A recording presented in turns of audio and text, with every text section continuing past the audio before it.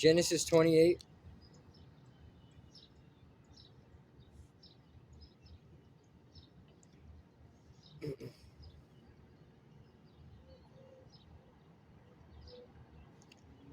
So Isaac called for Jacob and blessed him and said, "You must not marry any of these Canaanite women. Instead, go at once to Paddan-Aram, to the house of your grandfather Bethel, and marry one of your uncle Laban's daughters. May God Almighty bless you and give you many children, and may your descendants multiply and become many nations.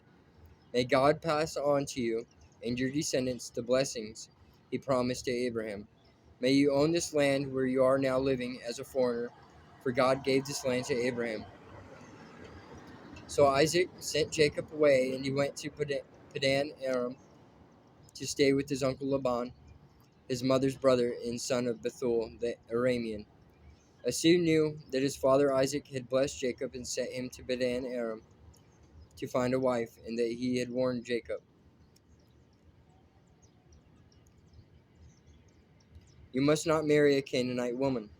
He also knew that Jacob had obeyed his parents and gone to Paddan-Aram. It was now very clear to Esau that his father did not like the local Canaanite women. So Esau visited his uncle Ishmael's family and married one of Ishmael's daughters. In addition to the wives he already had, his new wife's name was Mahalath. She was the sister of Nebaioth, and the daughter of Ishmael, Abraham's son. Jacob's dream at Bethel. Meanwhile, Jacob left Beersheba and traveled toward Haran. At sundown, he arrived at a good place to set up camp and stopped there for the night. Jacob found a stone to rest his head against and lay down to sleep. As he slept, he dreamed of a stairway that reached from the earth up to heaven, and he saw the angels of God going up and down the stairway. At the top of the stairway stood the Lord, and he said, "I am the Lord, the God of your grandfather Abraham, and the God of your father Isaac. The ground you are lying on belongs to you. I am giving it to you and your descendants. Your descendants will be as numerous as the dust of the earth.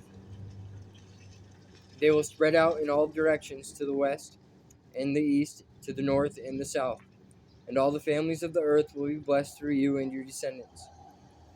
What's more, I am with you, and I will protect you wherever you go.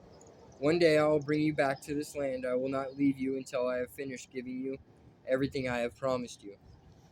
Then Jacob awoke from his sleep and said, "Surely the Lord is in this place, and I wasn't even aware of it." But he was also afraid and said, "What an awesome place this is! It is none other than the house of God, the very gateway to heaven." The next morning Jacob got up very early. He took the stone he had rested his head against, and he set it up upright as a memorial pillar. Then he poured olive oil over it. He named that place Bethel, which means house of God, although it was previously called Luz. Then Jacob made this vow: "If God will indeed be with me and protect me on this journey, and if he will provide me with food and clothing, and if I return safely to my father's home, then the Lord will certainly be my God. And this memorial pillar I have set up will become a place for worshiping God, and I will present to God a tenth of everything he gives me."